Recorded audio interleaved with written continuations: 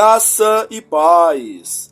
Aqui na Escola Dominical da Igreja Presbiteriana de Nova Aurora, estamos estudando a revista Nossa Fé, da editora Cultura Cristã. Tema trimestral: Onde está Deus nessa hora? Nosso sofrimento e a providência divina. Lição 12. Deus fez seu Filho sofrer.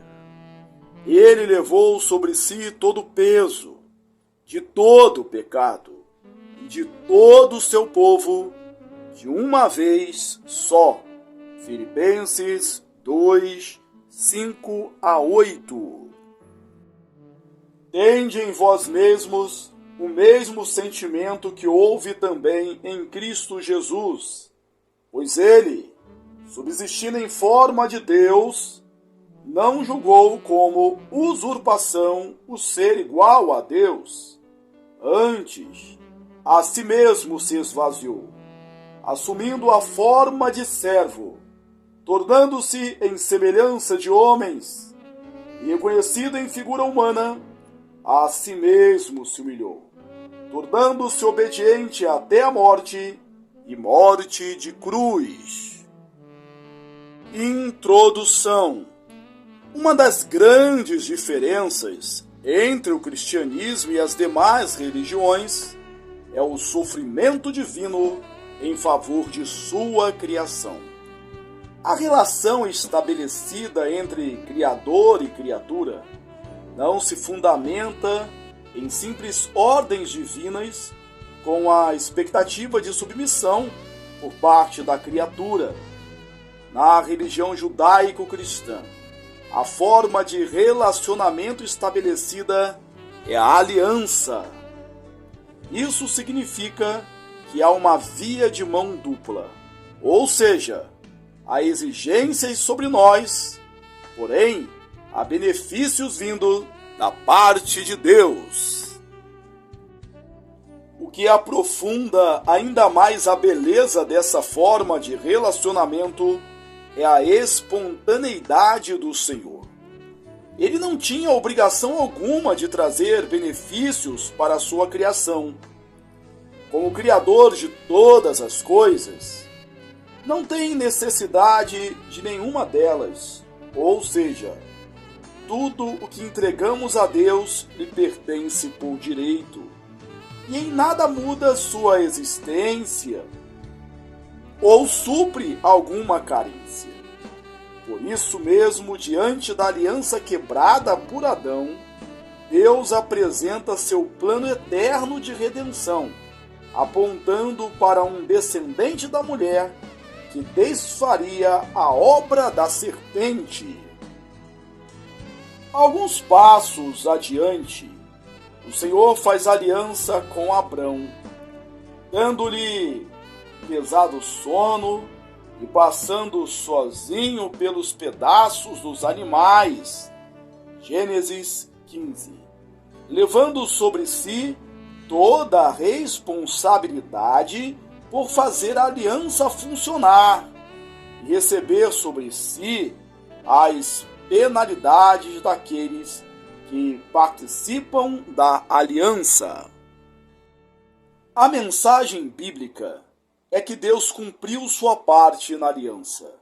O Criador enviou seu Filho encarnado, como descendente da mulher, para sofrer em sua carne as penalidades mais duras da aliança. Sofremos as consequências da queda do primeiro Adão, de nossos pecados, mas não sofremos a consequência última, isso é, a morte eterna, que consiste no derramar da ira divina. Essa consequência, o mediador da aliança, Jesus, levou sobre si. Essa mensagem de amor e redenção traz consigo a estranha narrativa do Deus que sofre. O sofrimento, então, é uma realidade que o Criador tomou sobre si, submetendo-se às suas imposições. De fato, como veremos hoje, ninguém sofreu como Jesus. Tópico 1.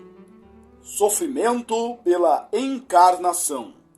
Ao falar à igreja de Filipos, Paulo desejava fazer com que aquela igreja não tivesse motivações egoístas. Para tanto, levou a igreja a olhar para Cristo e o seu desprendimento, agindo em favor de outro. A primeira ação mencionada pelo apóstolo foi o esvaziamento do Filho, versículo 7. Esse ponto já trouxe muita discussão na teologia, como a teoria quenótica, nome advindo do termo grego para esvaziar, queno, que defendeu ter o Filho deixado sua natureza divina e assumido a natureza humana. A dificuldade com esse tipo de interpretação do texto é que não considera a explicação dada por Paulo.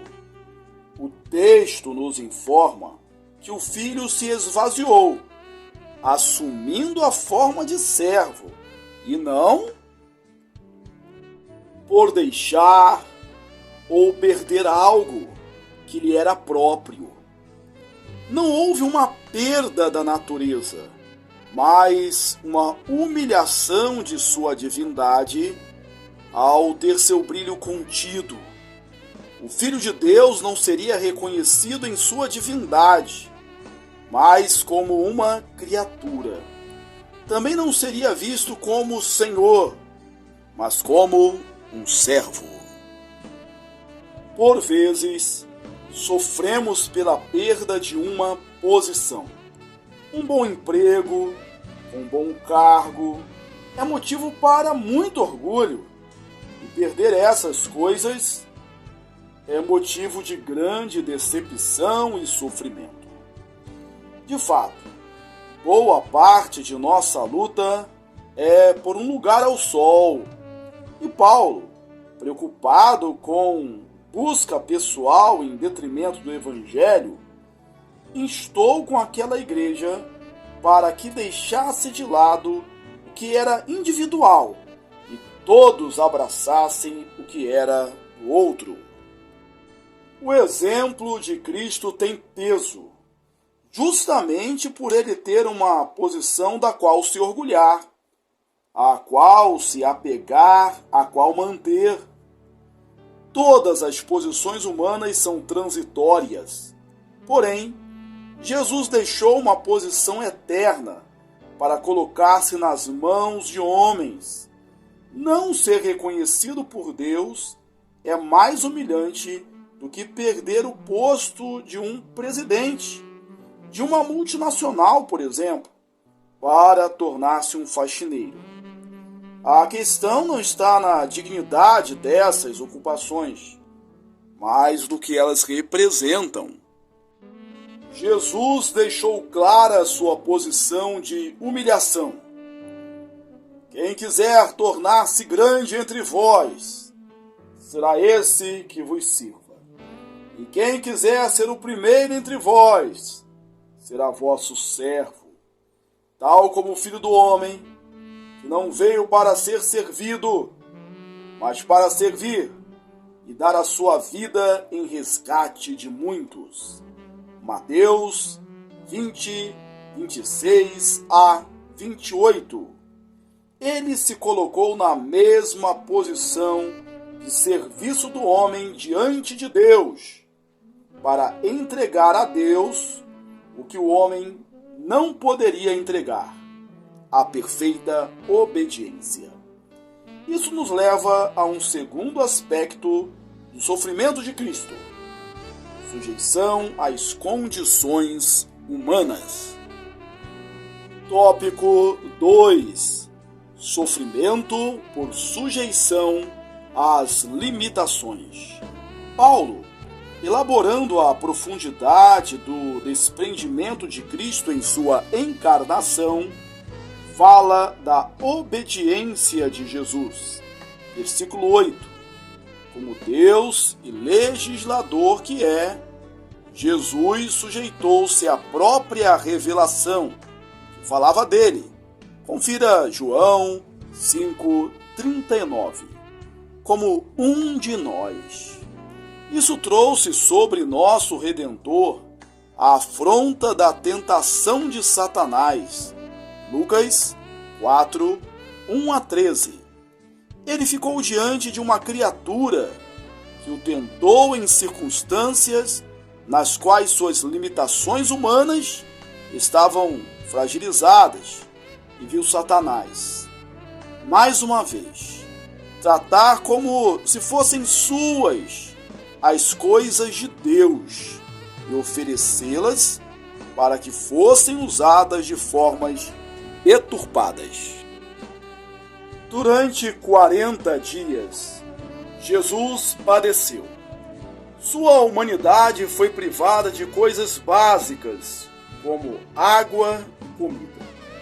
Muitos pensam que fome e sede são estímulos ligados ao pecado, mas uma simples consulta a Gênesis 1:29 nos mostra que, antes da queda, Deus dera aos homens a erva do campo como alimento. Alimentar-se é uma relação básica do ser humano com a criação. E Jesus submeteu-se a isso, sofrendo nos 40 dias que passou no deserto e, quando crucificado, ao dizer: "Tenho sede". João 19:28. Ao ser sujeito à tentação, Jesus estava levando sobre si o que era nosso. Isaías 53:4. Tomar nossas dores é tomar o que as causa, o que as traz sobre nós. Esse fato trouxe sofrimento real ao Redentor. Hebreus colocou: "Não temos sumo sacerdote que não possa compadecer-se das nossas fraquezas. Antes, foi ele tentado em todas as coisas, à nossa semelhança, mas sem pecado." Hebreus 4:15. O fato de Jesus compadecer-se de nós está associado às suas tentações. Isso é, ele sabe o que é ser tentado, e isso lhe trouxe peso. Nosso sumo sacerdote experimentou algo que lhe deu a compreensão de nosso sofrimento ao sermos tentados. Contudo, sua humilhação ao sujeitar-se às nossas limitações o levou a sofrer as penalidades da lei, sendo ele contado entre os pecadores, mesmo sendo inocente. Tópico 3. O sofrimento pela justificação. O martírio de Cristo revela sua dor antes mesmo que ela ocorra.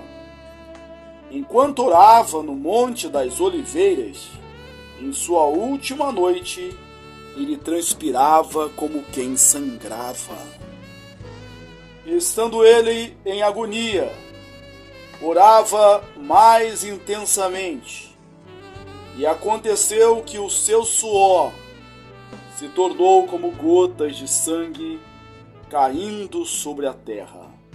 Lucas 22:44. Está claro que ele já podia visualizar a dor que estava por sentir. Contudo, precisamos olhar a situação como um todo, para termos dimensão do sofrimento de Cristo. Primeiro, nosso Salvador foi humilhado e tratado como culpado. Isaías já profetizava que o Redentor seria tratado como culpado.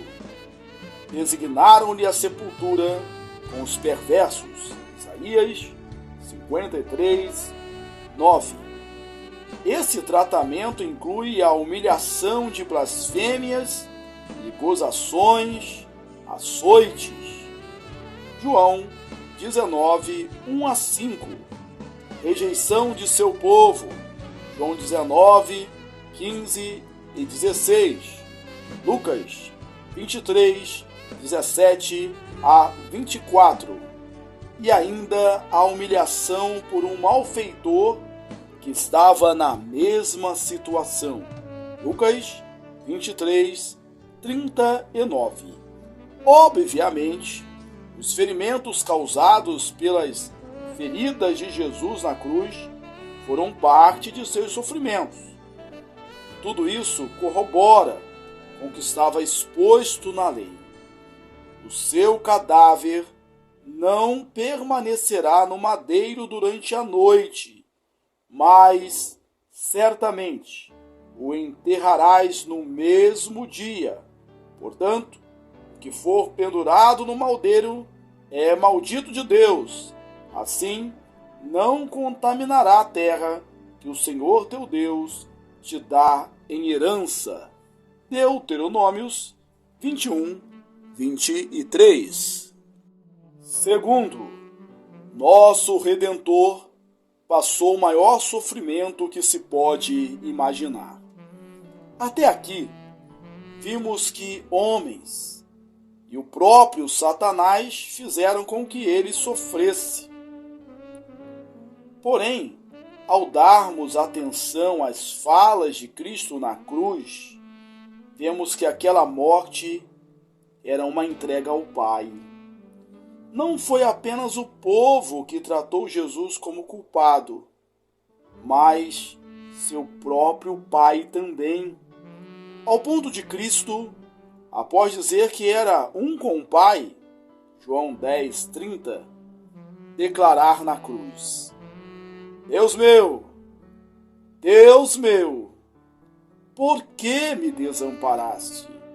Mateus 27, 46. Precisamos considerar a relação eterna e intratrinitária a fim de vislumbrarmos o significado dessas palavras. Jesus estava sendo visto por Deus como um representante de pecadores. O Filho estava recebendo do Pai toda a sua ira, que deveria ser lançada sobre o povo da aliança. Nosso Redentor estava se fazendo pecado por nós. 2 Coríntios 5, 21.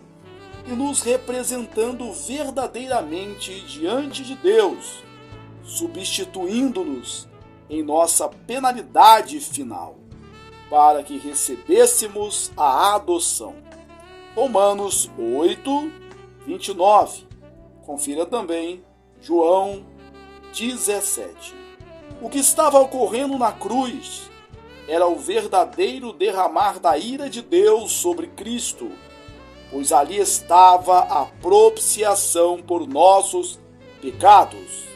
Romanos 3, 25, Hebreus 2, 17, 1 João 2, 4, 4, 10. Não estamos falando de um simples desentendimento. O que o Senhor derramou sobre seu Filho foi toda a sua ira por todos os pecados de seu povo, de uma vez por todas.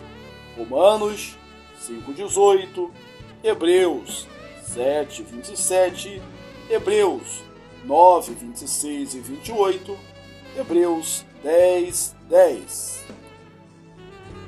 Quando se fala do réprobo, seu tormento é eterno. Mateus 25, 46. Pois não havendo nele valor para satisfazer a justiça divina, e não sendo o réprobo capaz de suportar o peso da ira divina por seus pecados, entende-se a prolongação de sua pena.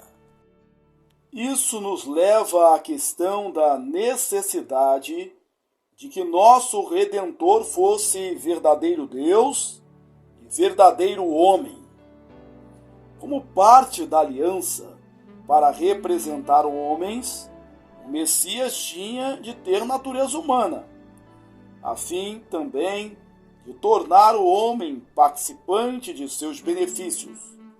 Por sua vez, para que seu valor fosse suficiente para ir além de um único homem e suportar a ira divina, o Messias deveria ser Deus. Além disso, sendo o propósito divino de nos tornar seus filhos, Efésios 1:5, Romanos 8:29, tinha de ser o Filho encarnado, pois só ele poderia nos trazer os benefícios filiais, herança, proximidade e habitação. Hebreus 3:1-6. Não há ser humano que tenha sofrido como Jesus. De fato, tendo o Redentor recebido sobre si, de uma única vez, todo o peso, nem todo o sofrimento humano junto seria capaz de chegar à medida do que passou o nosso Salvador. A justiça divina custou-lhe um preço tão alto que o Filho se sentiu afastado do Pai, pois verdadeiramente nossos pecados fizeram separação entre eles. Isaías 59:2. Ainda que não permanentemente. Conclusão: ninguém sofreu como Jesus, pois ele levou sobre si todo o peso de todo o pecado de seu povo. Até chegar esse dia, nosso Redentor se submeteu à nossa realidade. Foi reconhecido como um dos menores, humilhado, passou fome, não tinha onde reclinar a cabeça. Nosso Rei dos Reis nos mostra que Deus está participando de nossos sofrimentos, fazendo com que seu Filho tenha sofrido uma dor que ele mesmo lhe impôs. Aplicação: peça perdão ao Senhor por ver-se só em seu sofrimento. Contemple a compaixão de seu Redentor, que sofreu por você na cruz do Calvário, nas mãos de Deus. Veja nos sofrimentos de Cristo como seus sofrimentos são pequenos, ainda que profundos, e anseie pelos resultados da obra de redenção. Amém? Que Deus te abençoe. Um grande abraço. Até a próxima.